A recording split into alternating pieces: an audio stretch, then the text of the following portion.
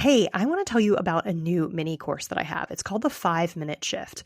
One of the most frequent questions that I get from people on social media and clients is, how do I stop feeling anxious? How do I stop feeling upset? How do I stop feeling angry at my spouse? How do I stop feeling a certain way and get to something that feels better? This mini course is to answer that question. It's a 30-minute video. You get a cheat sheet and the slides, plus a Q&A and a why this works video. But really all you need is the 30-minute video, the how-to. It's a process I use every single day, multiple times a day. I have clients who use it and have experienced huge changes in their life. And if you practice this method over and over again, I promise you'll be able to shift any emotion in around 90 seconds to about 5 minutes. So if you're somebody who feels like you get stuck in emotions, you stew in emotions, you spiral in them, and you really wish that you could get out of them and it didn't involve scrolling or eating or shopping or any of that, this is for you. It's $29. There's a link in the show notes, and I hope you enjoy it. Welcome back to Calmer Conversations, the podcast where you learn how to help your brain become a calmer place to be so that it's easier to feel exactly how you want to feel in your daily life. Whether that's feeling calm and confident, content, or even joyful, or just like you've done enough of the right things at the end of the day, or all of the above. I'm Cecilia Mandrick. I'm a certified life coach, yoga therapist, and founder of the Calm Brain Academy. If you're ready to shift the patterns of self-sabotage, procrastination, daily overwhelm, people-pleasing, and perfectionism, you're in the right place. Not only is it possible to change the conversation between your brain and your body, when you do, you'll change your life in the process. And you're one step closer just by joining me today. Ready? Let's dive in. Hey, welcome to Calmer Conversations. I'm your host, Cecilia. Today, we're going to talk about insomnia. And just to be clear, we're still in a mindfulness world. And I think it can be powerful to talk about things like this because this is what comes up in coaching, right? People who are in either work with me one-on-one or are in my group, they come with real life problems. And some of them are, it's hard for me to sleep, right? Or I haven't been getting a lot of sleep. And there's still a baby here, so you're probably going to hear some baby noises. She's getting bigger and bigger, 3 months old now. So a little bit more engaged and awake. We'll see how she does today. Okay, so insomnia. And as with most episodes, whether you struggle to sleep or not, this can be helpful. I want to be clear that I'm not a medical doctor. I'm not getting into medical reasons for why you're not sleeping, right? So I'm not going to cover different supplements that you can take or different things like that. We are addressing this specifically from a mindset and mindfulness perspective, which I think is something that's a conversation that's sometimes missing from areas like insomnia, right? Because while there might be things happening within your body, and I think it's always important to check those out, there's also probably something happening in your brain. And when something is happening in your brain that you're not addressing, oftentimes, no matter what you do from a medical side, you're not getting the changes you want to see.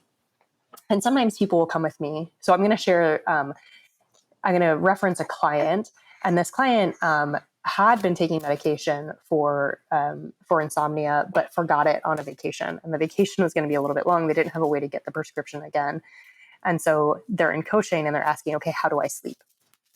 So the first thing that I would do if you're having trouble sleeping is I would actually get really curious with yourself about all of the stories you have about sleep, right? So for instance, even having the belief in the story that sleep is hard for me is really detrimental if you want to sleep, if you want to get to sleep at night.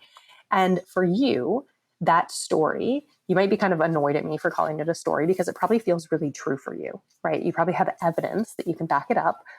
But it is hard for me to sleep, right? And in the case of this client, not only was it hard for them to sleep, but it was hard for all the women in their family to sleep. So this was kind of like a family tradition, Hank Williams style, Hank Williams Jr. style of that she was carrying out, right? It's hard for women in my family to sleep, and therefore it is hard for me to sleep. The reason why I want you to get really curious about your stories around sleep, so it's hard for me to sleep, I need to be getting sleep, I need this much sleep, I'm going to feel tired if I don't have sleep. You want to write all these down, all your thoughts about sleep. And we're just going to start to play with them a little bit. And the reason why we're going to start to play with them is because the stories you have, the thoughts you have, create feelings in your body, create actions, create ways of being, and they create the results that you see in your life, right? So if you have the story, it's hard for me to sleep, and you probably feel pretty confident that you're not going to get sleep, that it is going to be hard. You probably feel a lot of perhaps resentment. You might feel, I don't know exactly what feelings you might be feeling in that moment, but you can get curious for you. But the result is that you're probably going to do things like watch TV in bed, or you might have coffee late in the day, or you might just do other things. Even just having the thought, sleep is hard for me. When you're in bed trying to sleep, it actually makes it harder to go to sleep. So if you're in bed telling yourself, even if you don't do any of the other things, if you're in bed telling yourself it's hard for me to sleep, it is actually harder for you to sleep. And your brain does this thing where it sends you confirmation evidence when you have beliefs. And so it will keep telling you how hard it is for you to sleep. And then it will be even harder for you to sleep. And this will become even more ingrained. And again, I know this might feel true to you, so I'm not going to ask you to suddenly tell yourself, I'm the best sleeper ever, right? We're not going the toxic positivity, gaslighting route, but I want you to become aware of the stories that you have around sleep. This is super powerful. Then, and that's outside of sleep, right? That's like in the afternoon, or like you wake up in the morning and you just you do a little brainstorm. What are all my thoughts around sleep? And then what I want you to do is I want you to, when you're in bed, when you're falling asleep, this is when we're going to start to employ some of the more mindfulness techniques, right? So in the moment when it's perhaps 2 a.m. and you're awake again, or you're not sleeping, it's very common to fall into the story of, it's hard for me to sleep. I want to sleep. I need to sleep. I should be asleep right now. And all of those thoughts, well, again, they feel true, and they can even feel like what you should be saying. What they end up doing is they start to create resistance in your body. So anytime you're saying, I should be doing something, I shouldn't be doing something, this should be happening, it shouldn't be happening, you're creating resistance. And anytime you create resistance, it's really hard for your brain and body to change, to enter into a different place. It's a really hard place to sleep from, honestly, because it gets your nervous system a little bit activated as well.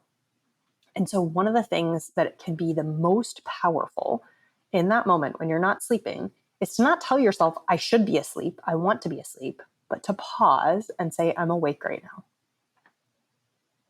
And what this does is it's becoming aware of your current reality, and it's noticing it and naming it for yourself. And while this sounds maybe stupid or trivial, or kind of the opposite of what you want to be doing, what you're doing is you're acknowledging reality in that moment. I am awake right now. Okay. Usually when we start to name reality as it is, we start to feel a little bit of relief, right? Okay, well, I am awake right now. Great. What's happening in my body right now? Maybe even, why do I think I'm awake right now? Am I thinking about something? Oh, that like my brain is spiraling about the new job that's coming up, and I'm afraid I'm not going to be enough. Okay, so I'm awake because I'm afraid. Interesting. Right, well, what does the fear feel like in my body? So starting to get curious about what thoughts are there that might have woken you up or caused you to wake up. What's happening in your body? And simply, instead of wanting sleep, instead of being in the lack, the not having sleep, what you're going to start to do is start to be okay in the wakefulness. And I know you're sitting there saying like, but Cecilia, I really want to be asleep. It's 2 a.m. I don't want to be awake. And this goes for if you wake up in the middle of the night or you can't fall asleep. But what we're doing is we're trying to break down the resistance. We're trying to make it safe for you in that moment. Instead of saying, I should be doing something else, or this shouldn't be happening, we're starting to say, this is what's happening. I am awake right now. And you might even notice in that moment that you're safe, right? So I'm awake right now. I'm also safe in this moment. I'm not in any physical danger. Okay. And I might prefer to be asleep, right? If it's helpful for you to say that at the end, that's okay.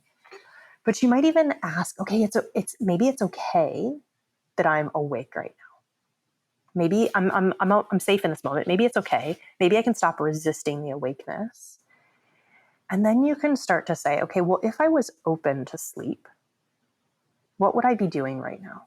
And could I be in the place where I can allow sleep instead of being in the wanting or the insufficiency around sleep? So we're kind of switching things in your brain. You're starting to be okay with being awake. You're starting to accept that that's actually what's happening in your current reality. And then you're starting to go a little bit deeper and saying, okay, well, if I do actually want to be asleep right now, could I get to the place to say, okay, well, what would I be believing if I knew that sleep was inevitable? If sleep were easy for me right now, what would I be thinking about sleep? If I knew that I could fall back asleep, what would I be doing? And this is starting to become the person who sleeps, starting to become the person who it's easy for them to either fall asleep or to go back to sleep. And you're starting to become okay with the person who is being awake, right? So there's this funny thing that happens when for instance, you wake up in the middle of the night and you think you should be asleep, but you're awake. And so instead of becoming okay with being awake, which is actually what's happening, you start being really annoyed that you're not asleep, which makes sleep even harder to come by. Versus if you accept I'm awake and you ask, okay, well, now that I'm awake, what do I want to do? Do I want to breathe? Do I want to listen to a meditation? Do I want to get out of bed and read a book? Do I want to write down some of the ideas that are coming up in my head? What do I want to do right now? And if I were a person who could fall back asleep easily, what would I then be thinking and doing? And so all of the work that I do with people is, first, honestly, do get things checked out, right? When I work with people and they're having trouble with something and I'm, again, not a medical doctor, but we do need to check things out, right? For instance, if you have something going on physiologically in your body, it might be worth going to a doctor to see what they say. And with so many of these things, you also should be looking to your brain to see what's going on there. So what is showing up for me right now? What is coming up in my brain? Can I start to, instead of pushing against what's coming up for me, can I start to accept my current reality? And accepting it, again, doesn't mean complacency and doesn't mean that you're never going to sleep again. In fact, for many people, the very act of admitting that they are awake and stopping pushing against the sleep allows them to go back to sleep. And what you're doing, and as I was starting to say, what all of this work is we're starting to become a different person, a different version of yourself. And so starting to adopt a different story. So if I go back to my client who had this whole family history of not sleeping, for her, it meant dropping the identity that that it's hard for me to sleep, right? And she had this double thing of all the women in my family have trouble sleeping. And so for her, it meant being different than her tribe, than her family, right? And that's actually kind of dangerous. So actually, it makes a lot of sense why her body was having trouble sleeping. It wanted to be part of the group. Well, when you start to acknowledge that it is safe to sleep, it's okay for me to sleep, I can change my thoughts around sleep, suddenly sleep became a lot easier for her. And I'm not going to say that she was 100% cured. And the last time we talked, she was, in a place where she's taking the medication much, much less regularly. She was much more available for the sleep to happen on its own. And it did start to happen on its own. And she noticed when she got back into the pattern of thinking sleep was hard for her, she also did things that made sleep hard for her, like scroll on her phone in bed before she went to sleep, which then made she stayed up later, which meant it was harder to go to sleep, etc. So really, the steps, if you break it down, getting clear on what your current story around sleep is, and just noticing that, seeing if you're open to any other beliefs around sleep, right? Even just asking yourself, am I willing for sleep to be easy? Could I drop the story that sleep is hard for me? Could I be okay with being awake? Could I stop fighting it?